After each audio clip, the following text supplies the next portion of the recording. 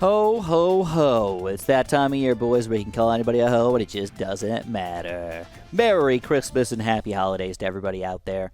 If you guys did not know, there are 8 heroes in this game currently. There will be additional heroes come into the game eventually. And the one main thing you're going to notice is that there's quote-unquote skins for new heroes. No, they're actually considered completely new heroes.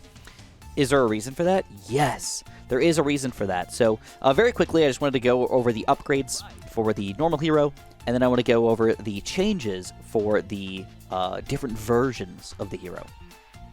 So at level 3, he gets Rapid Shot, which triples his attack speed for a short time. Pretty sweet. At level 10, he gets a Storm of Arrows, just kind of rains down upon our opponent. Once we get to Cyber Quincy, this level 3 ability is going to be a little bit different because it's going to increase the Pierce and range instead of the attack speed.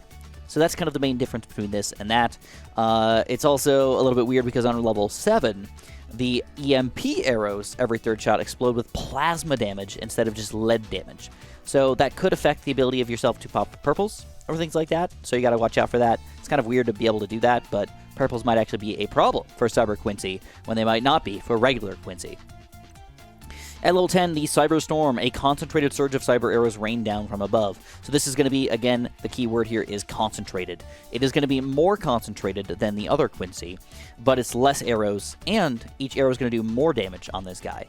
Who's better? It doesn't really matter. It's kind of up to you on which one. Generally, people don't like Cyber Quincy, mostly because of this right here. Purple balloons can be problematic. Moving on, we've got Gwendolyn and Scientist Gwendolyn.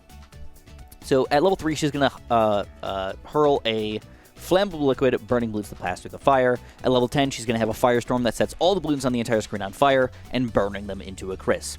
Also, just to note this, heated up, every few seconds creates a powerful blast wave that, of fire that pops balloons and adds fire to nearby monkey attacks. This will be important for Scientist Gwendolyn. Mostly, it's all about abilities, but in this situation, it has a smidge of a different ability. So, Scientist Gwen is going to kind of synergize with Ice Towers just a little bit better because she's going to end up adding more lead popping power in general. So, all attacks and abilities deal +1 damage to lead and frozen balloons, which is pretty freaking sexy for this chick.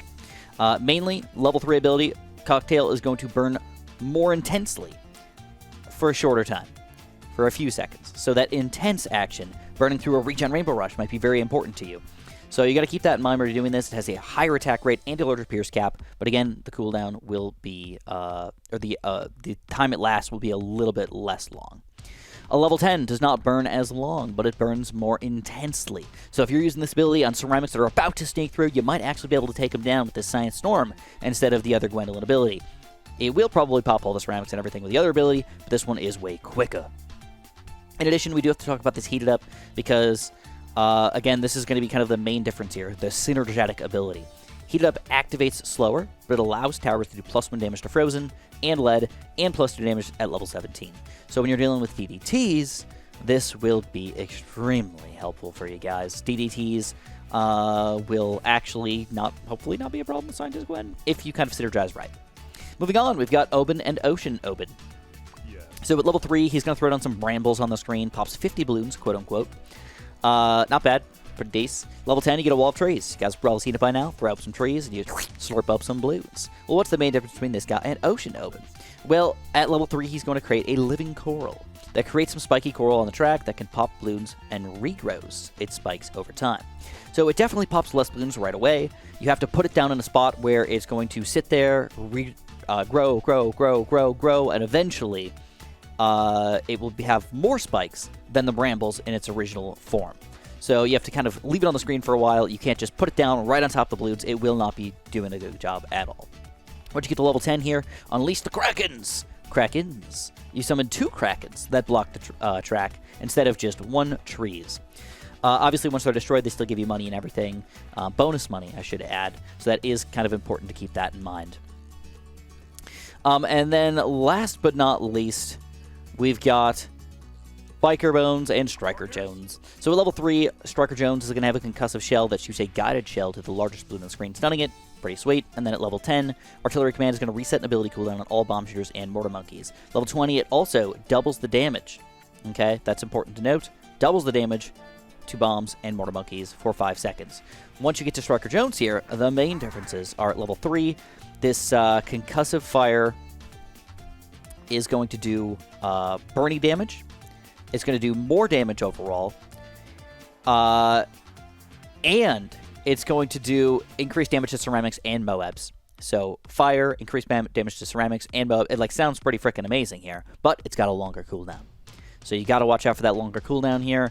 If you're really worried about round 11 and 12 and 13, this might not be the guy for you to go for. Once you reach level 10, artillery fire, bomb shooters, and mortar monkeys deal double damage and set balloons on fire.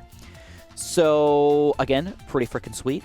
Does not reset cooldown. So if you're going full on abilities for your cannons and mortars, this will not be the answer for you. But doing double damage with your regular towers, not having to micro, might be a pretty sweet idea. Once you get to level 20, that double damage is going to turn into triple damage. Triple damage and pops per shot to all bomb shooters and mortar monkeys for that 5 seconds. So very quick ability on both these guys. You have to use it very, very properly to make this work out, but it can be used, and it can be used well. Anyways, guys, this is going to be, again, a pretty short video for you. I hope this helps you guys out in understanding the heroes and the heroes' alts. I can tell you that I've been enjoying this game quite a bit, and I can't tell you who is best overall. I've enjoyed all of them. I cannot say that for sure any of these hero alts are super much better than the regular originals here. They just work differently. But in most situations, I think most people are probably going to go for these guys just because they think they're better, because they're newer, and you had to earn them. Nonetheless, if you guys enjoyed, press that like button for me, subscribe if you haven't, and of course, have a super duper delicious day.